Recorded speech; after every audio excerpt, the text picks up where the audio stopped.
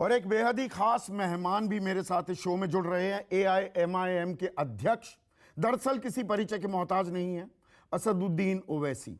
ओवैसी साहब, एक और हत्या को अंजाम दिया गया है कश्मीर घाटी में। अब ये रोज बरोज की खबरें हो गई हैं।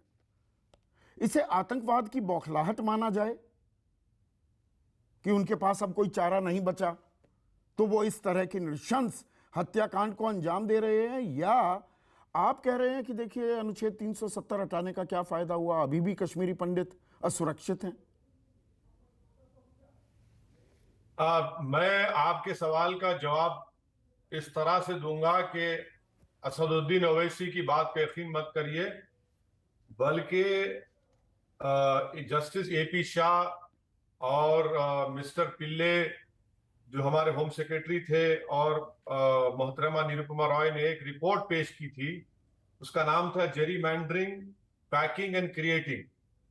उस रिपोर्ट में उन्होंने ये कहा कि ना सिर्फ कश्मीरी पंडित बल्कि जो माइग्रेंट वर्कर्स है उन पर एक रेजिस्टेंस फ्रंट है, एक टेररिस्ट ऑर्गेनाइजेशन है जो इस तरह का प्रोपेगेंडा करता है कि भारत इस तरह से डेमोग्राफी को चेंज करना चाहता है।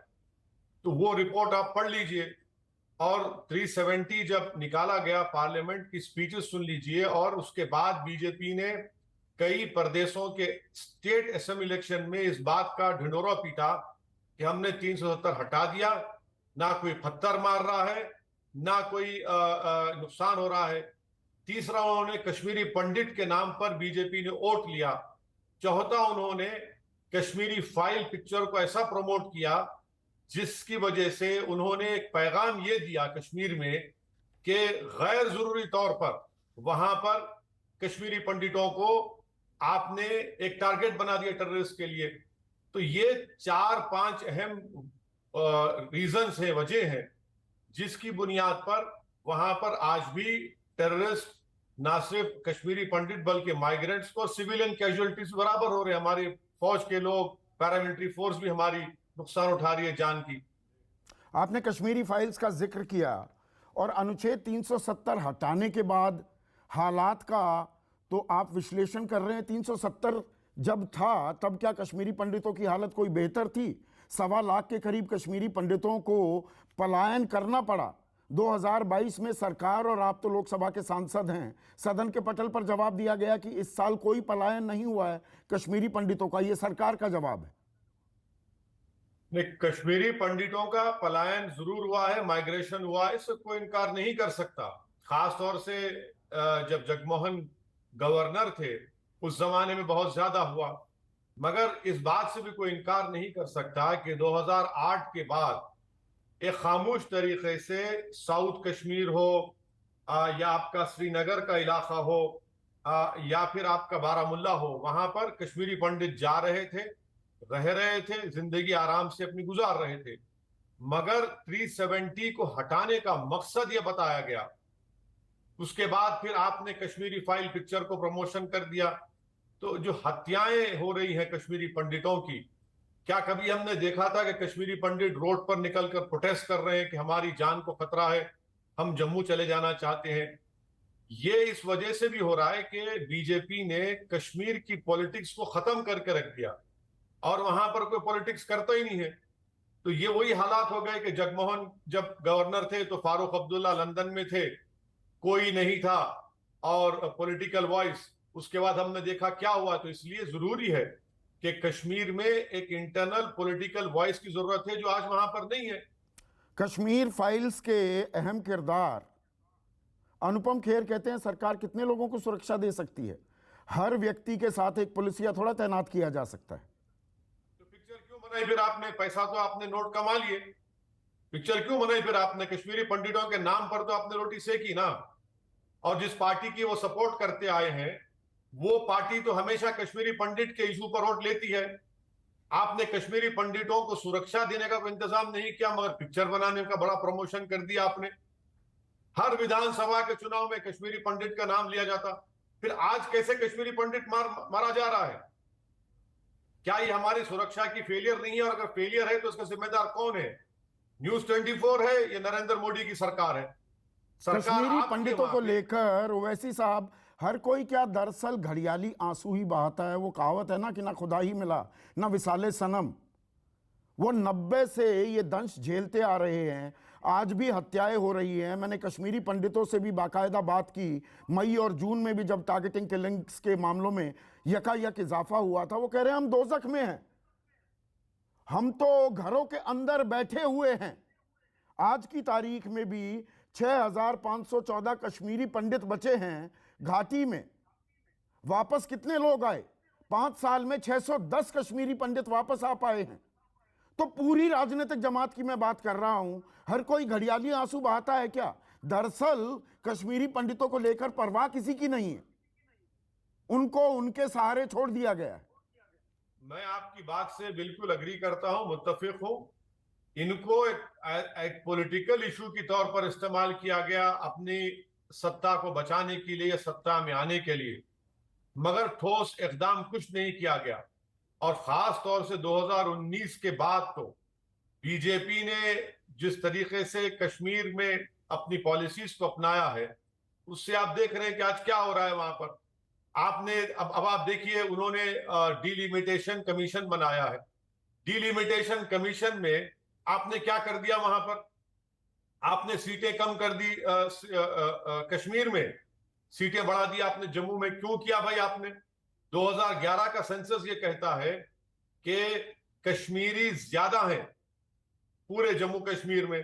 अब देखिए, मैं आपसे फिर से कह रहा हूं कि एक मर्तबा वो रिपोर्ट पढ़ लीजिए जस्टिस एपी शाह की और पिल्ले साहब की, जो हमारे होम सेक्रेटरी थे। उस रिपोर्ट में क्या क्या लिखा गया? जेरीमैंडरिंग किया आपने वहां पर। ये सब आप कर रहे हैं, बीजेपी कर रही है। नहीं तो इसका इलाज, इसका हल क्या है? और जब हम हल की बात कर रहे हैं, दरअसल ओवैसी साहब, ये टारगेटेड किलिंग्स की जब बात आती है और इसमें मीडिया, हम लोग, मैं भी जिम्मेदार हूं, हम कश्मीरी पंडित की ही बात करने लगते हैं। 16 तारीख आज सुनील पंडित को मौत के घाट उतार दिया गया। उनके भाई वो बुरी तरह से जख्मी हैं। 12 अगस्त को बांदीपुरा में बिहार का शख्स था जिसे गोली मारी गई, मोहम्मद अमरेज नाम था। 4 अगस्त को प्रवासी मजदूरों पर ग्रेनेड फेंका गया जिसमें मोहम्मद मुमताज की मौत हो गई, 2 अन्य जख्मी हो गए। 18 जून को सब इंस्पेक्टर फारूक अहमद मीर की हत्या की गई थी। 2 जून को बड़गाम में जो गोली मारी गई वो दिलखुश खान नाम का व्यक्ति था। तो हम कश्मीरी पंडितों की तो बात करने लगते हैं, वहां पर प्रवासी मजदूर भी हैं, हमारे लोग हैं, हमारे भारतीय हैं।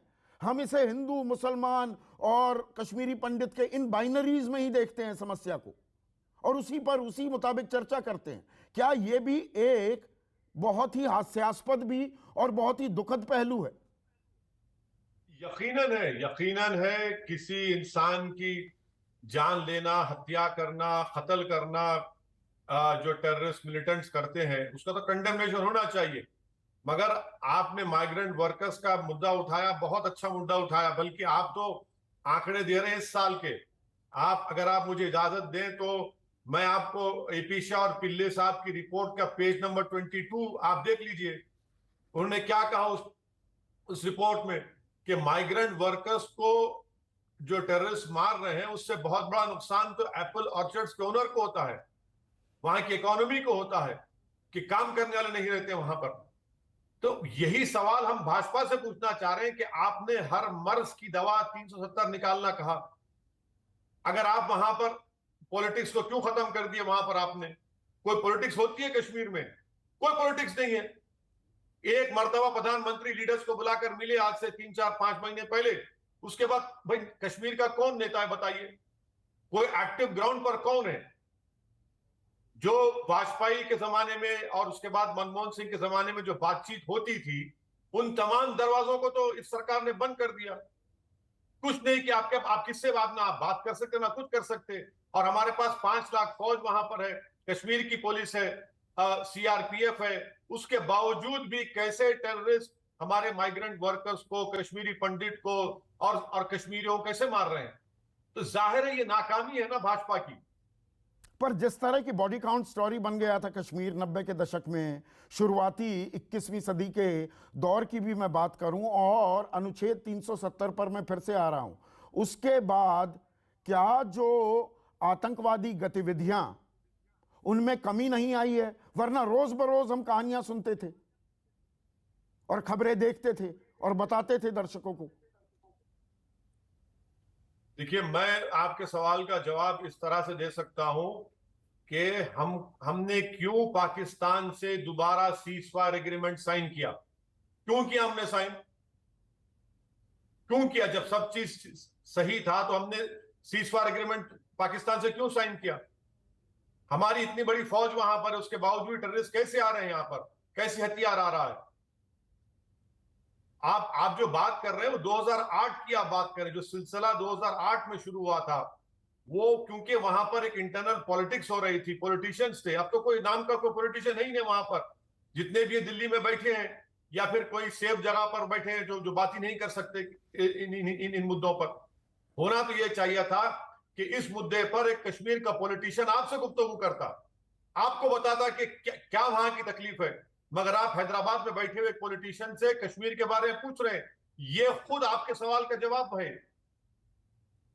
और इसमें कश्मीर घूम फिर कर एक हिंदू मुसलमान, जो इस देश में लगातार हो रहा है हर मुद्दे पर, कश्मीर को भी हम हिंदू मुसलमान के आईने से ही देखते हैं। कश्मीरी पंडित की मौत हो जाती है तो हल्ला कट जाता है, कश्मीरी फाइल्स 1-1.5 महीने तक चर्चा का विषय बन जाती है। वहां पर आम कश्मीरी की बात भी क्या बाकी देश सुन पा रहा है और समझ पा रहा है? क्या उससे बड़ी समस्या यह है हम हिंदू मुसलमान करके कश्मीर की समस्या का हल और कश्मीर में शांति, उस जन्नत को जन्नत के रूप में देख पाएंगे क्या उसके बिना?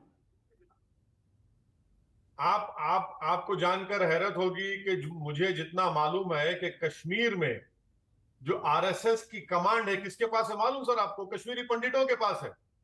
और उसके बावजूद भी ये तमाम हरकतें हो रही हैं।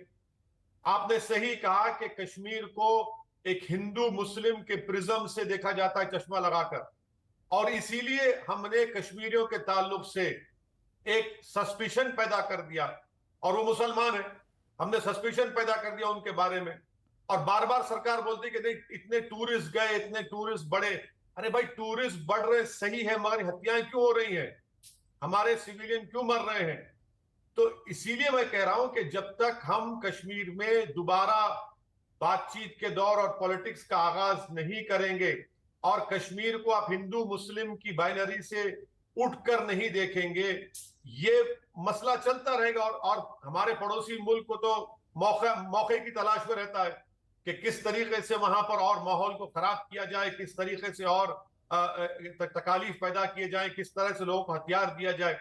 तो इसीलिए कह रहा हूं ना कि इन तमाम चीजों के लिए भाजपा को सोचना पड़ेगा कि उनकी अब तक की जो पॉलिसी रही है वो उनको क्या फायदा पहुंचेगी। नहीं, ये सिर्फ बीजेपी सेंट्रिक प्रॉब्लम ही है। It is easier said than done ना कि भाई आतंकवादी कैसे घुस के आ रहे हैं, इक्का दुक्का सरफरे आएंगे, अपने ही लोगों को मार रहे हैं।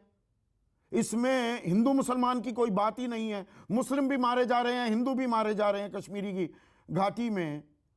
तो ये कह देना कि भाई रोक दो, सिर फिरे, तो वो तादाद तो आप कितनी कोशिश कर लीजिए, उनकी एक तादाद तो बनी रहती है ना ओवैसी साहब।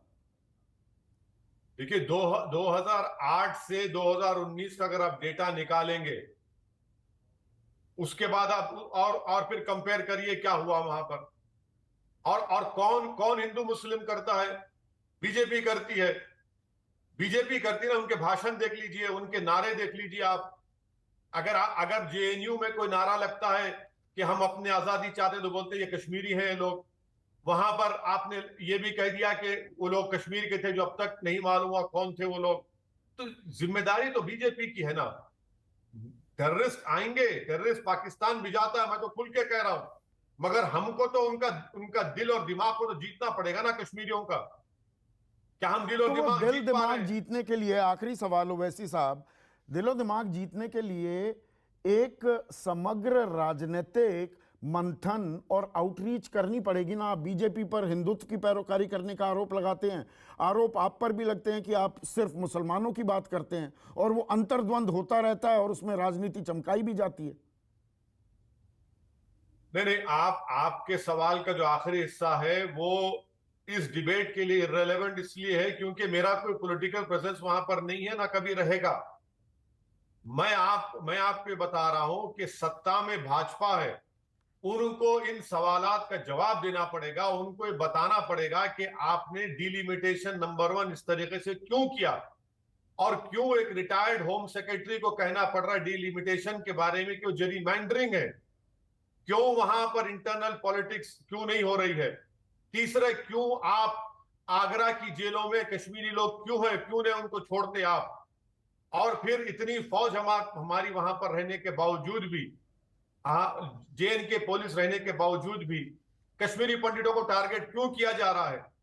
हम उम्मीद ये करेंगे कि भाजपा पिक्चर का प्रमोशन छोड़े और कश्मीर का प्रमोशन करे, कश्मीरियों का प्रमोशन करे, कश्मीर की जमीन से भी मोहब्बत करे और जमीन पर बसने वालों से भी मोहब्बत करें।